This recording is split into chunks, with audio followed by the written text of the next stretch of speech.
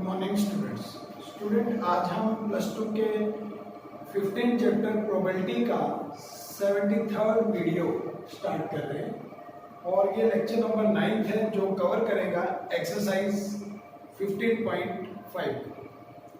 अगर आपको 15.5 पूरी कंप्लीट समझनी है तो आपको ये वीडियो यानी 73 और इससे नेक्स्ट वीडियो दोनों देखनी चाहिए, फिर आप इस एक्सरसाइज को कंप्लीटली सॉल्व कर पाएंगे। तो इसमें जिस प्रोबेबिलिटी की बात की जाती है वो कहलाती है लॉ ऑफ टोटल प्रोबेबिलिटी। तो हम पहचानते कैसे हैं कि लॉ ऑफ टोटल प्रोबेबिलिटी का सवाल आया है। इसमें जो लास्ट में प्रोबेबिलिटी के साथ लिखा जाता है वो चीज एक ऐसी वैल्यू लिखी जाती है जो दोनों इवेंट्स में मिलती है। जैसे मैं यहाँ पे बात करूं probability that the board drawn is red, तो दो बैग हैं, बैग फर्स्ट बैग सेकंड, इसमें भी रेड और ब्लैक है, इसमें भी रेड और ब्लैक है। तो रेड कलर एक ऐसा कलर है जो दोनों में मिलता है, यानी जो दोनों बैग्स में फिक्स चीज हो वो चीज प्रोबेबिलिटी निकालना वो टोटल प्रोबेबिलिटी का क्वेश्चन बन जाता है। तो आपको इस तरीके से पहचानना है।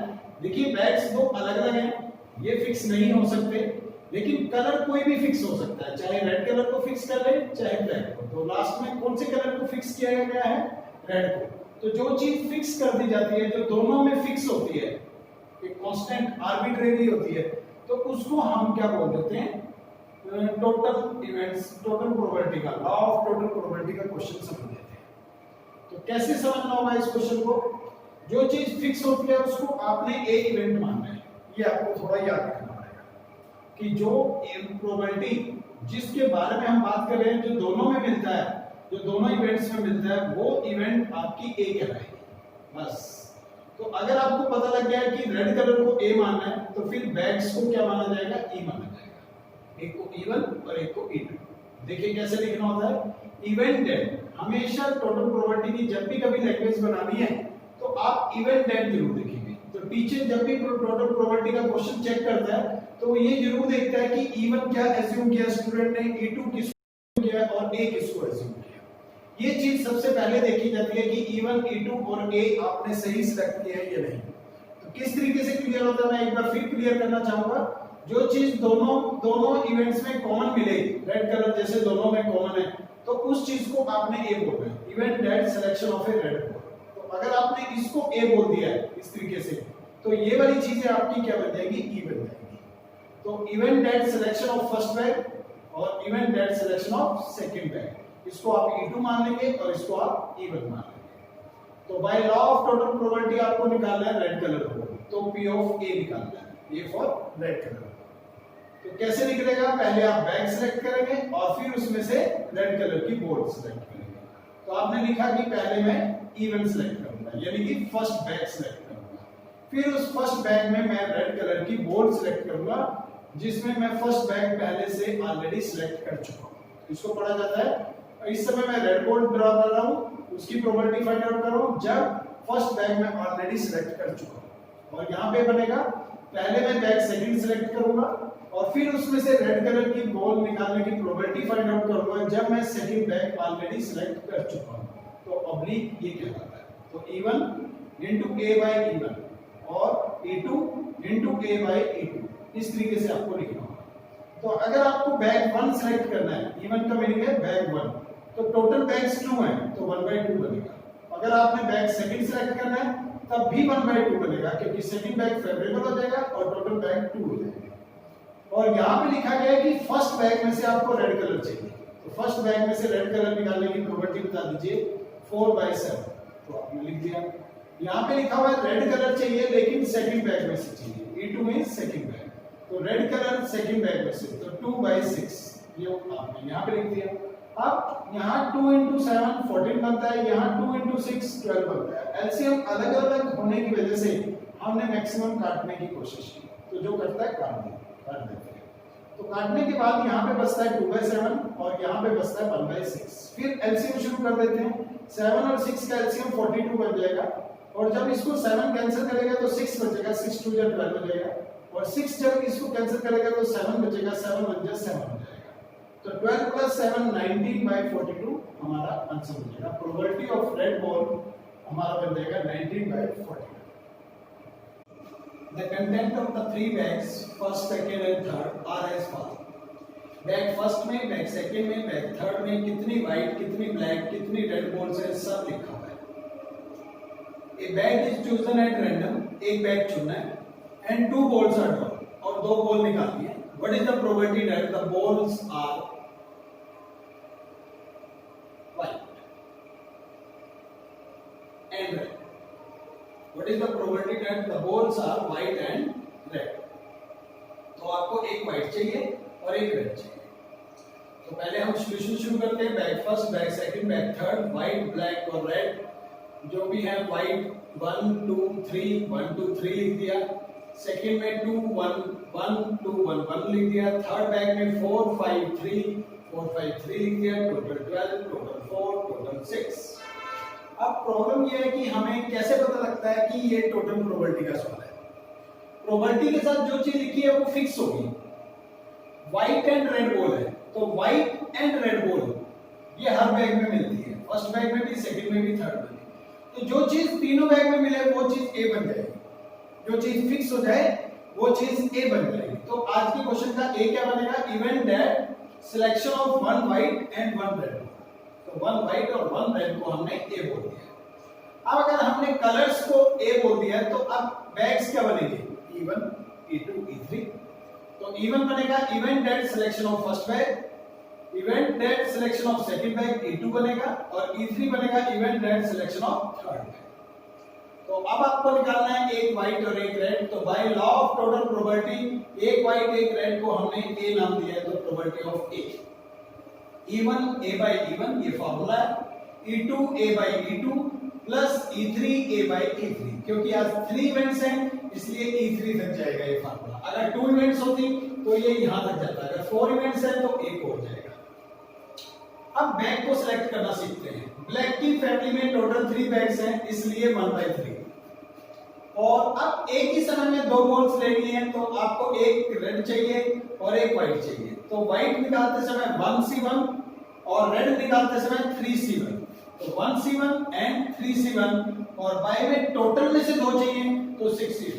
ये सी वाला कॉन्सेप्ट हम तब लगाते हैं जब एक ही समय पर एक से ज्यादा बॉल निकालनी है, तब आप कॉम्बिनेशन के तरीके से सॉल्व करते हैं। अब सेकंड बैग को सिलेक्ट करने के लिए आप बोलेंगे 1/3 क्योंकि 3 बैग हैं उसमें से आप सेकंड बैग चाहते हैं तो फेवरेबल 1 हुआ, टोटल 3 हुए। और उसमें से भी आपको एक व्हाइट और एक रेड चाहिए तो सेकंड बैग में व्हाइट निकालने के लिए 2C1 और रेड में से रेड निकालने के लिए 1C1 और बाय टोटल में से 2 निकालने के लिए 4C2 नीचे लिखा जाएगा।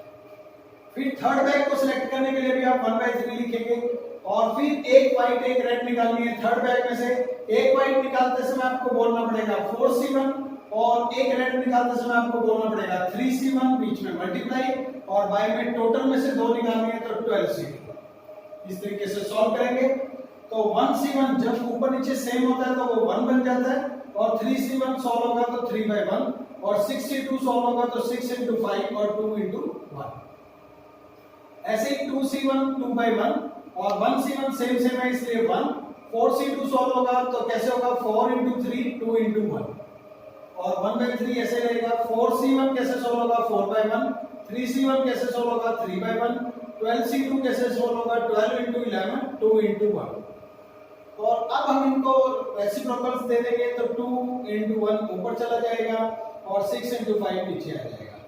ऐसे ही यहाँ पे 2 into 1 तो यहीं पे रहेगा, ये रेसिप्रोकल लेगा तो 2 into 1 4 into 3 और यहाँ पे भी चेंज आएगा तो 2 into 1 ऊपर चला जाएगा और 12 और 11 नीचे। जो कैंसिल होता है कैंसिल करने के बाद आपके पास 1/15 1/9 और 2/33 बचता है।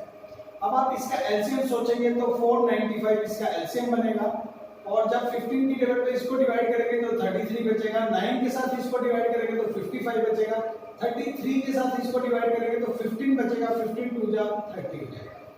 इन सभी का सम करेंगे तो 118 बनेगा और नीचे 495 आपस में कैंसिल नहीं होता तो 118/495 आपका आंसर हो जाएगा।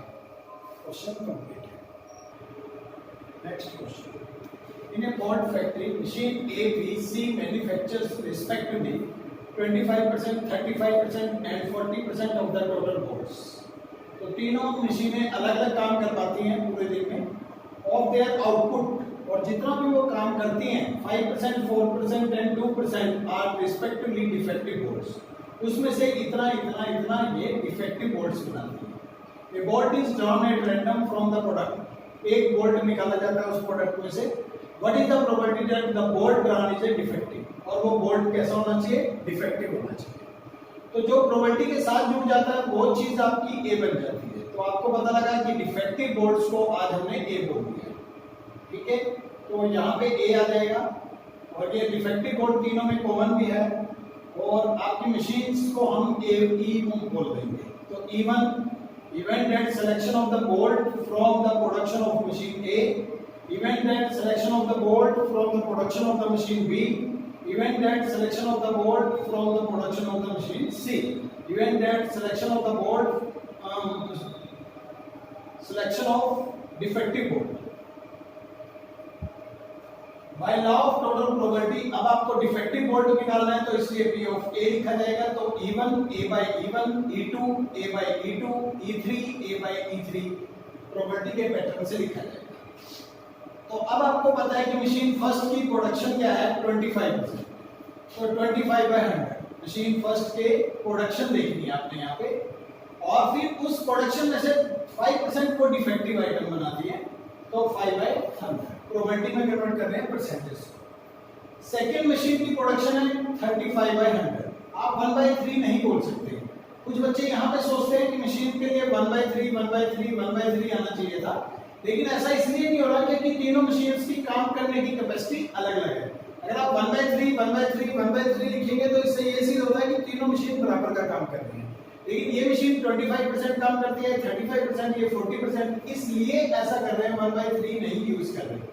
तो तीसरी मशीन के लिए प्रोडक्शन है 40% यानी 40/100, और उसमें से डिफेक्टिव बोल्ट्स बनाने की कैपेसिटी उसकी 2/100 और इसके लिए 4/100 था क्योंकि डिफेक्टिव बोल्ट 4।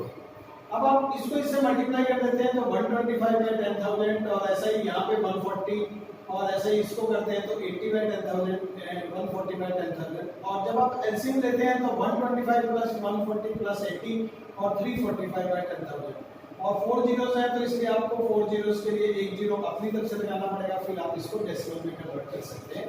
ये आपका आंसर होता है इस क्वेश्चन। लास्ट में स्टूडेंट मैं आपको असाइनमेंट नंबर 73 दे रहा हूँ, इसमें 3 क्वेश्चंस और उसके आंसर्स भी लिख दिए गए हैं, और ये सभी के सभी questions law of total probability पे बेस्ड है, और इसमें आपको ए से डिसाइड करना होगा कि किसको कहना है, जिसका मैं हिंट दे देता हूँ कि जैसे इसमें सिल्वर कॉइन्स को आप ए कह देना, और इसमें आप कहेंगे 1 रुपये कॉइन को आप ए बोल देंगे, और इसमें student is chosen first division वाले स्टूडेंट्स को आप ए बोल देंगे। तो इस तरीके से आपको ए सोचना, और दूसरी चीज आपकी फिर E1 E2 बन जाएगी या E3 तक चल जाएगी। तो ये क्वेश्चंस आप अपने आप कर सकते हैं स्टूडेंट्स, और ये टोटली के टोटली उन्हीं बेस पे हैं जो हमने 3 क्वेश्चन सॉल्व किए। Thank you students.